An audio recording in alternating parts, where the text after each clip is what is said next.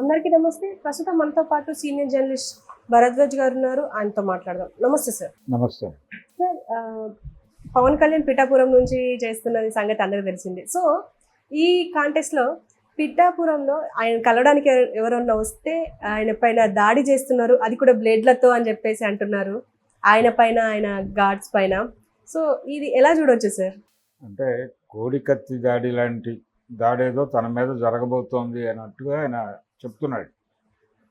రెండోది విపరీతంగా స్ట్రైన్ అయిపోతున్నాడు ఆయన.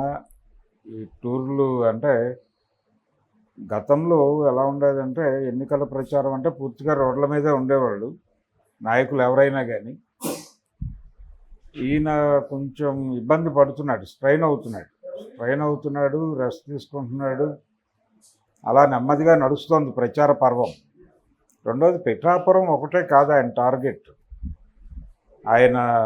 ఆయనకి కేటాయించినటువంటి సీట్లలో ఆయన నిలబెట్టినటువంటి అభ్యర్థులు అందరినీ గెలిపించుకోవాల్సి ఉంది. కనీసం 10 మంది జన సైనికులతో అసెంబ్లీలో ప్రవేశించాలి అనేది ఆయన ప్రోగ్రాం. కాబట్టి అంత ఈజీ వ్యవహారం కాదు ఆయన. అంటే చాలా పెద్ద టాస్కే ఉంది.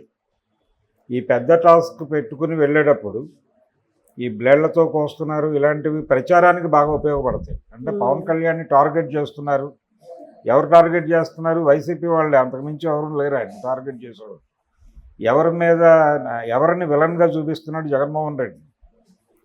జగన్మోహన్ రెడ్డి ఒక రకంగా తనని బ్లేడుతో దాడి చేయటం మాత్రమే కాదు, తన ప్రాణానికి కూడా ప్రమాదం ఉంది అన్న లెవెల్లో ఆయన ఎస్టాబ్లిష్ చేస్తున్నాడు సీన్ని.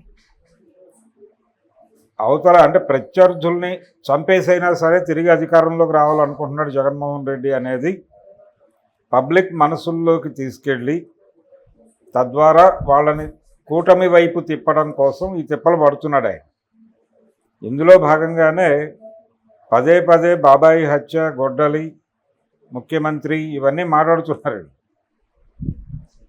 ఇవన్నీ జగన్మోహన్ రెడ్డి చాలా హింసాత్మక ప్రవృత్తి కలిగిన వాడు.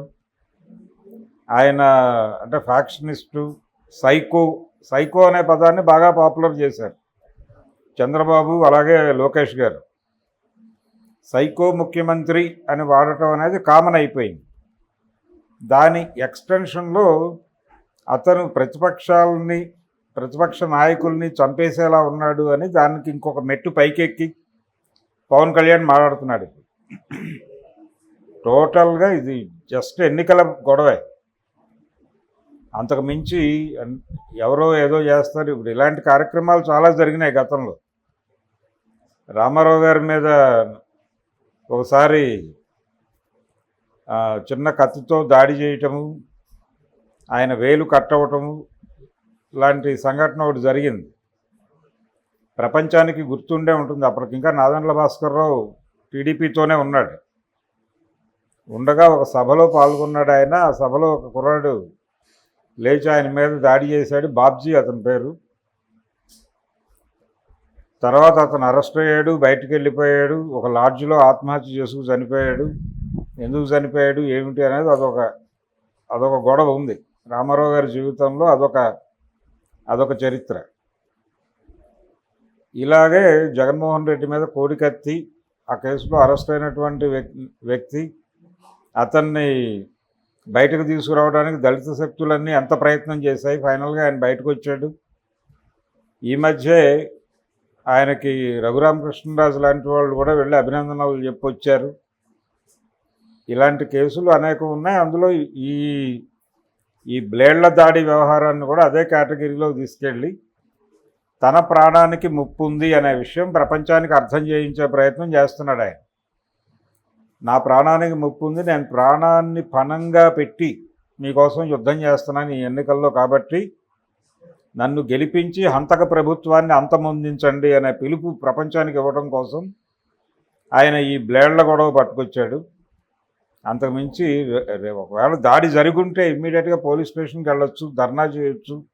వాళ్ళు కేసు పెట్టకపోతే ఎలాగో కేంద్ర ప్రభుత్వం ఆయన మాట వింటుంది అని చెప్తున్నాడు ఆయన. కూటమిలో కేంద్ర ప్రభుత్వం పార్టీ కూడా ఉంది.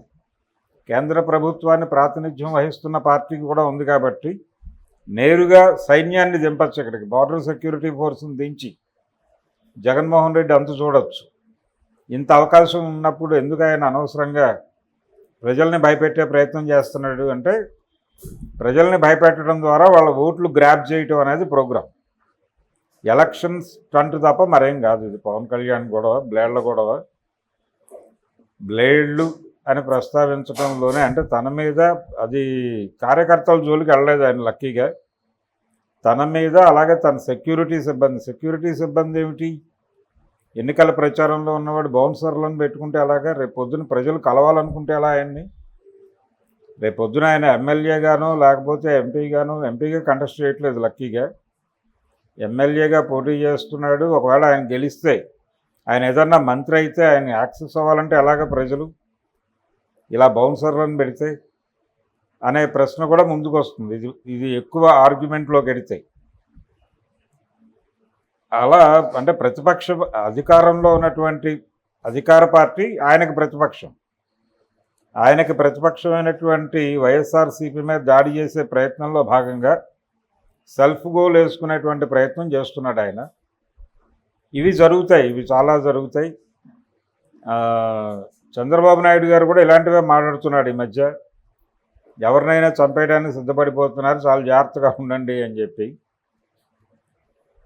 షర్మిల గారు కూడా అదే మాట్లాడుతోంది దాదాపుగా. అంటే టోటల్గా అందరూ అంటే వైఎస్ఆర్సీపీకి బయట ఉన్నటువంటి పార్టీల నాయకులు అందరూ, ఒక బీజేపీ మినహాయిస్తే అన్ని పార్టీల వాళ్ళు ఒక హంతక ముఖ్యమంత్రి, శాడిస్ట్ ముఖ్యమంత్రి, సైకో ముఖ్యమంత్రి, ఈ నేరేటివ్ని ఎస్టాబ్లిష్ చేసే పద్ధతిలో మాత్రమే వాళ్ళ విమర్శలు ఉంటున్నాయి తప్ప రాజకీయ విమర్శలు పెద్దగా ఉండట్లేదు. అన్నీ బ్లేడ్ విమర్శలు, కత్తి విమర్శలు, బాంబు విమర్శలు, గొడ్డల విమర్శలు తప్ప. అందులో భాగమే ఈ బ్లేడ్ విమర్శ. అండ్ ఇదే కాంటెస్ట్లో ప్రతి ఓటర్కి నేను సెల్ఫీ ఇస్తాను అని చెప్పేసి కూడా అన్నారు. సెల్ఫీ అంటే తనతో సెల్ఫీ తీసుకున్నవాడు తనకు ఓటేయాలనేది ఆయన కోరిక కావచ్చు. అంటే సెల్ఫీని ఎరగా వేసి ఓట్లు అడగటం అంటే తన గ్లామర్ని ఎరగా వేసి, సినిమా నటుడిగా తనకున్న గ్లామర్ని ఎరేసి జనాలని ఆకట్టుకునే ప్రయత్నం చేస్తున్నాడు. ఈ బౌన్సర్లను పెట్టుకుంటే సెల్ఫీలు అడగడానికి ఎవరు వస్తారు దగ్గరికి, అది ప్రాబ్లం కదా. ఆ సెల్ఫీ చేయడానికి వచ్చినవాడు బ్లేడ్ దాడి చేయడానికి గ్యారంటీ లేదు. కాబట్టి ఒకదానికొకటి కాంట్రడక్టరీగా ఉన్న స్టేట్మెంట్లు. ఒకటి ఆయన సెల్ఫీ ప్రోగ్రామ్ అనేది అది ఎలాగైతే ప్రజల్ని తన ప్రాణానికి ముప్పు ఉందని భయపెట్టి పవన్ కళ్యాణ్ని ఎన్నుకోవాలి మనం, లేకపోతే ఆయన పార్టీ నిలబెట్టినటువంటి అభ్యర్థులను ఎన్నుకోవాలి అనే నేరేటివ్ స్టోరీని ఎలాగైతే పంప్ చేస్తున్నాడో అదే పద్ధతిలో ఈ సెల్ఫీ ప్రోగ్రాం కూడా.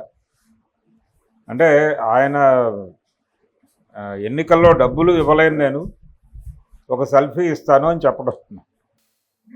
Okay sir, thank you.